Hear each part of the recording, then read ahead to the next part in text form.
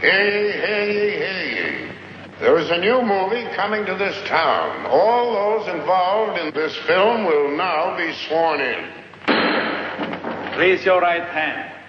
Do you solemnly swear that you have done your job in this picture to the best of your abilities? James Stewart? I do. Lee Remick? I do. Ben Gazzara? I do. Arthur O'Connell? I do. Eve Arden? I do. Catherine Grant? I do. And you, Duke Ellington? I do. And you, Joseph N. Welsh, who temporarily deserted the real law to play Judge Weaver?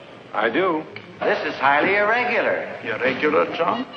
Didn't you approve the screenplay by Wendell Mays? Yes?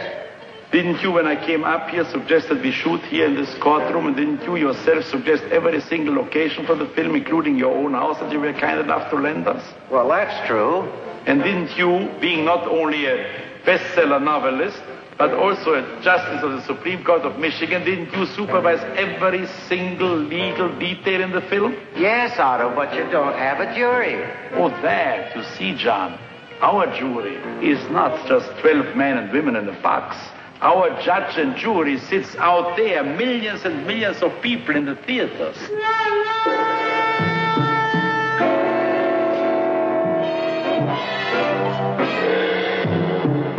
He said, I fooled my lawyer, I fooled that head shrinker, I'm going to fool that bunch of corn cobbers on the jury. You're a liar! You're a lousy, stinking liar!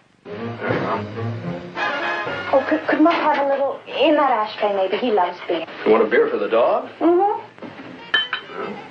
Here we are.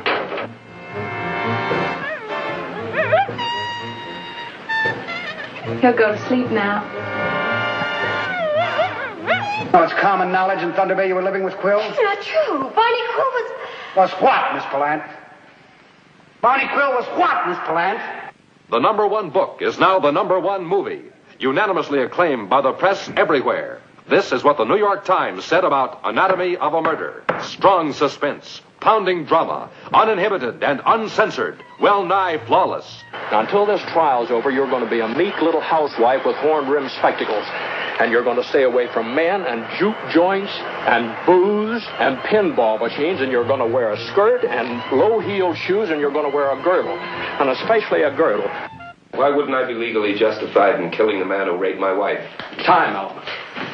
Now, if you'd caught him in the act, the shooting might have been justified, but you didn't catch him in the act. Wow, it's sensational. New York Daily News. One of the most extraordinary films ever made. Los Angeles Times.